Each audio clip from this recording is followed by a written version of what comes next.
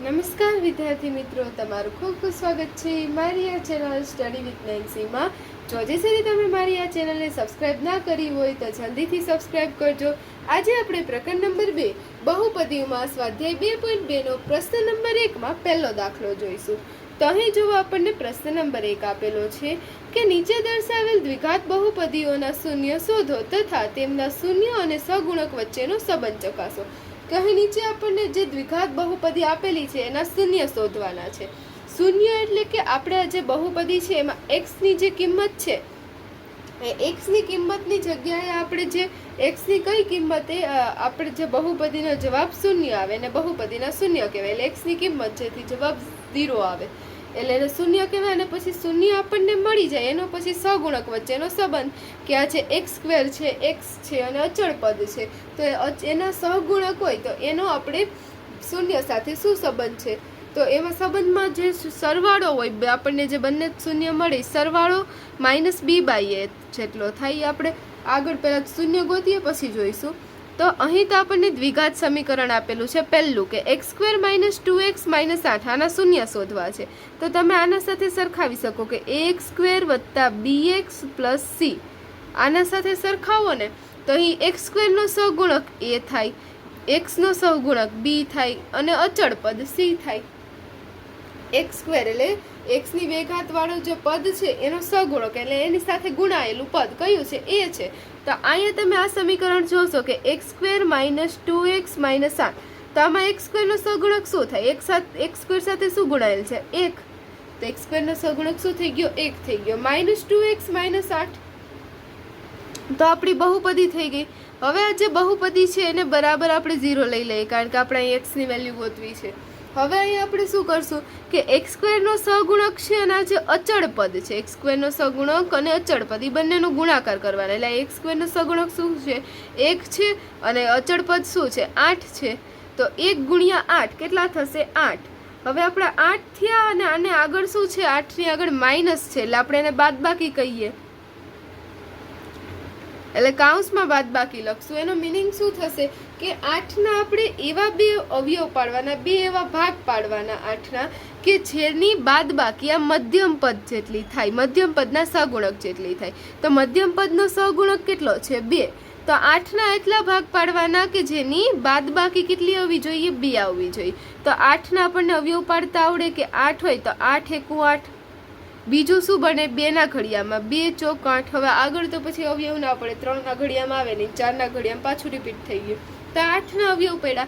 હવે આની બાદબાકી કરીએ તો 8 - 1 કેટલા થાય? 7. 4 - 2 કેટલા થાય? 2. તો આ જોવો આપણને બાદબાકીથી આ ભાગ પડ્યો કે આ બંને જ અવયવોની બાદબાકી કેટલી થઈ? 2 થઈ. તો આપણે આ અવયવ ધ્યાનમાં લઈશું. તો 8ના કયા 2 ભાગ પડશે? એક 4 પડશે અને બીજું શું પડશે? 2 પડશે. આમાં તમારે જે મોટી સંખ્યા હોય ને આગળ લખવાની જેથી તમને સરળ પડે. નિશાની આગળ પ્લસ માઇનસ નિશાની સેટ કરવામાં સરળ પડે. એટલે 4 અને 2 હતા, 4 ને 2 મેં રાખી દીધા. તો હવે અહીંયા જે x છે એની પાછળ x લગાડી દેવાનો, સહગુણક લગાડી દેવાનો. હવે જોવો આની આગળ માઇનસની નિશાની છે, આની આગળ માઇનસની નિશાની લગાડી દો. હવે તમારે આના બંનેના બાદબાકીના જવાબથી તમારે 2 લઈ આવવો છે. તો અહીંયા માઇનસ છે તો 2 ની આગળ તમે શું કઈ નિશાની રાખો જેથી બાદબાકી થાય? તો પ્લસ માઇનસ માઇનસ થાય એટલે 2 પ્લસ રાખશું. એટલે હવે તમે જોશો આવી રીતે આપણે રાખ્યું ને તો -4x + 2x કેટલા થઈ ગયા? -4 + 2 કેટલા થયા? -2x થઈ ગયા. તો આના મદદથી આપણે શું કર્યું કે શૂન્ય શોધવા માટે આપણે પહેલા મધ્યમ પદ હોય મધ્યમ પદના 2 ભાગ પાડવા પડે અને એવી રીતે પાડવાના જેથી આપણે 2 અવયવ મળે. એટલે 2 અવયવ પરથી આપણને x ની કિંમત મળી જાય. એટલે અહીં આપણને પહેલા સ્ટેપમાં આપણે એક જ એટલું જ કરવાનું હોય છે કે આ 2x છે -2x તેના 2 ભાગ પાડવાના. આ કેવી રીતે પાડવાના? તો જે x² નો સહગુણક હતો 1 અને અચળ પદ એ બંનેનો ગુણાકાર કરી દીધો એટલે 1 × 8 કેટલું થયું? 8 થયું. હવે આની જે નિશાની હતી બાદબાકીની એટલે કે અહીં બાદબાકી કરીને 8ના અવયવોની આપણે જવાબ કેટલો લઈ આવવાનો? 2. તો 8 4 × 8 થાય અને 4 - 2 થઈ ગયું 2. એટલે અહીં તમે જોશો કે હવે આપણે 2ની નિશાની આગળ સેટ કરવી પડે. પહેલાં તો બંને પાછળ x સહગુણક લગાડી દેવાનો અને હવે જે નિશાની સેટ કરવી છે તો ઇઝી પડી માટે મેં 4 આગળ લઈ લીધા. આગળ જે મોટી સંખ્યા હોય એને આ જ નિશાની આપી દેવાની. અહીંયા જે નિશાની હોય આની આગળ 2 ની આગળ -ની હતી એટલે આની આગળ પણ માઇનસ નિશાની જ આપી દીધી. હવે વિચારવાનું કે બાદબાકી કરવી છે તો અહીંયા મેં માઇનસ રાખ્યું તો પ્લસ માઇનસ માઇનસ બાદબાકી થાય, પ્લસ ને માઇનસ બે અલગ અલગ નિશાની હોય તો બાદબાકી થાય. અહીં તમે માઇનસ મૂકી દો તો સરવાળો થઈ જાય. એટલે આપણે શું મૂકશું? પ્લસ મૂકશું. છેલ્લે જોઈ લેવાનું -4x + 2x થઈ ગયા -2x તો સાચું.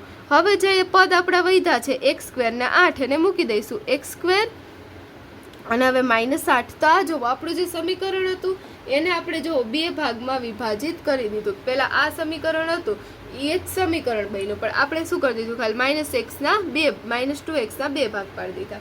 હવે આમાંથી અવયવ સામાન્ય કાઢી લેવાના કે આ બંનેમાંથી સામાન્ય શું નીકળે છે? x² એટલે શું થાય? x × x થાય, x × x. તો અહીં x² માંથી એક સામાન્ય અને અહીંયા પણ x છે તો બંનેમાં x સરખો છે એટલે x સામાન્ય કાઢી લઈએ તો અહીંયા શું વધશે? x² માંથી એક x નીકળી ગયો એટલે 1x વધશે. -4x માંથી x નીકળી ગયો તો શું વધશે? 4 વધશે એટલે x -4. હવે પ્લસની નિશાની છે પ્લસ. હવે આ બંનેમાંથી શું સામાન્ય નીકળશે? તો અહીંયા જુઓ 2 અને અહીં 4 × 8 થાય એટલે આમાંથી પણ 2 નીકળશે, આમાંથી પણ 2 સામાન્ય નીકળશે. અહીંયા તો x લખેલ એક સામાન્ય નીકળે તો અહીં બંનેમાંથી 2 સામાન્ય નીકળશે તો અહીં આપણે 2 સામાન્ય કાઢી દઈએ. હવે અહીંયા x વધશે અને અહીંયા તમે જુઓ માઇનસ નિશાની. હવે 4 × 8 તો 2 સામાન્ય નીકળી ગયા, વધશે શું? 4. તો આવી રીતે જુઓ તમે આના ભાગ પડી ગયા. હવે x -4 1 -4 તમે જોશો કૌંસમાં સરખી નિશાની સરખી સંખ્યા આવી ગઈ તો આપણે જુઓ આ તમારે આ સ્ટેપ પણ તમારું સાચું. હવે અહીં આપણે શું લખી દઈશું? x -4 અહીં બરાબર 0 તો હવે x -4 એ આપણો એક અવયવ મળ્યો પ્લસ ગુણાકારમાં આવશે. ગુણાકારમાં x + 2 બરાબર 0 એટલે x -4 ને x + 2 બરાબર શું થઈ જશે? 0. x -4 એને ગુણ્યા x + 2 બરાબર શું થઈ જાય? 0 થઈ જાય. તો હવે તમે જોશો કે આનો ગુણાકાર 0 થઈ ગયો તો x -4 બરાબર 0 હોય અથવા તો x + 2 બરાબર 0 હોય. બંનેમાંથી એક સંખ્યા 0 હોય તો આનો ગુણાકાર કેવો થઈ જાય? 0 થઈ જાય. એટલે અથવા લગાડી દઈએ. તો હવે અહીં આપણને x ની કિંમત ગોતવી છે તો આને 4 ને બીજી બાજુ લઈ જઈએ. 0 + 4 કેટલા થઈ જશે? 4 એટલે x બરાબર 4 મળી ગયું. અને હવે આને 2 ને બીજી બાજુ લઈ જાય તો +2 હતા બીજી બાજુ જશે તો -2 થઈ જશે. 0 - 2 એટલે કેટલા થઈ જશે? -2 એટલે x બરાબર -2 મળી ગયું. તો અહીં આપણને જે શૂન્યો છે શૂન્યો કયા મળી જશે? શૂન્યો x બરાબર 4 અને -2. હવે આપણને સહગુણક સાથેનો સંબંધ પૂછ્યો છે તો પહેલો તો આપણે લખી દઈએ શૂન્યનો સરવાળો. શું લખશું? શૂન્યોનો સરવાળો. તો શૂન્યનો સરવાળો કેટલો થાય? કે જે બંને શૂન્ય છે 4 અને -2 બંનેનો સરવાળો કરીએ કે 4 + -2 તો અહીં પ્લસ માઇનસ માઇનસ એટલે 4 - 2 કેટલા આવી ગયા? 2 આવી ગયા. હવે જે શૂન્યનો સરવાળો હોય ને કેના જેટલો થાય? -b/a જેટલો થાય. -b/a તમારે યાદ રાખવાનું કે -b/a શું બંને જ છે બહુપદી હોય આ જે આપણી બહુપદી છે દ્વિઘાત બહુપદી એનો જે શૂન્યનો સરવાળો છે એ -b/a જેટલો થાય. -b/a એટલે કે આ જે સહગુણક b હતો આ સહગુણક b કહેવાય અને x નો સહગુણક. આને ax² + bx + c સાથે સરખાવીએ તો આ b થઈ ગયો તો અને આ a થઈ ગયો એટલે -2. અહીંયા -2 તો b બરાબર -2 છે અને -2 ની આગળ આપણે માઇનસ લગાડીએ એટલે 2 થઈ ગયું. 2/1 તો જુઓ સરવાળો આપણને 2 મળી ગયો. એટલે આપણે જુઓ આને આપણને આના સ્વરૂપે દર્શાવવાનું છે -b/a સ્વરૂપે. તો આને તમે -b/a સ્વરૂપે દર્શાવવું હોય તો 2 ની આગળ તમારે માઇનસ લગાડવું પડે પણ અહીં પાછું માઇનસ લગાડી દેવાનું. કેમ? કારણ કે મારે આને માઇનસ સ્વરૂપે લગાડવાનું છે એટલે આ માઇનસ થઈ ગઈ માઇનસ નિશાની. અહીં અંદર મેં b બતાવ્યું. આ શું છે? -b/a એટલે 1. તો આ બરાબર શું આવી ગયું? -b/a. તો આ જુઓ સંબંધ થઈ ગયો પહેલો સંબંધ કે શૂન્યનો સરવાળો એ કેના જેટલો થાય? -b/a જેટલો થાય. પછી આપણે શું દર્શાવશું? શૂન્યનો ગુણાકાર. શૂન્યનો ગુણાકાર. તો હવે શૂન્યનો ગુણાકાર છે તો એ તો એકદમ ઇઝી મળી જશે. એમાં તો માઇનસ કંઈ આવતું નથી સીધું પ્લસમાં જ આવે છે c/a આવે તો એમાં બહુ અઘરું પડશે નહીં કે 4 × -2 તો 4 × -2 કેટલા થઈ જશે? 4 × 8 અને પ્લસ માઇનસ માઇનસ એટલે માઇનસ નિશાની -8 એટલે આ શું થઈ ગયું સી બાય એ. શૂન્યનો ગુણાકાર કેટલો થાય સી બાય એ જેટલો થાય. નીચે એક દર્શાવી શકો -8/1. અહીંયા ઉપર તમે જુઓ આપણું સી કેટલું હતું, અહીંયા સી બરાબર જોવો બહુપદીમાં 8 છે -8 છે. ત્યાં જોવો આપણને શૂન્યનો ગુણાકાર શૂન્યનો સરવાળો મળી ગયો. તો અહીં આપણો છે પ્રશ્ન નંબર 1 નો પહેલો દાખલો પૂર્ણ થાય છે. જો તમને વિડીયો પસંદ આવ્યો હોય તો લાઈક શેર સબસ્ક્રાઇબ કરજો. જો હજી સુધી તમે મારી આ ચેનલને સબસ્ક્રાઇબ ના કરી હોય તો જલ્દીથી સબસ્ક્રાઇબ કરજો, જેથી તમને મારા બધા જ વિડીયો સૌની પહેલાં મળી રહે. Thanks for watching.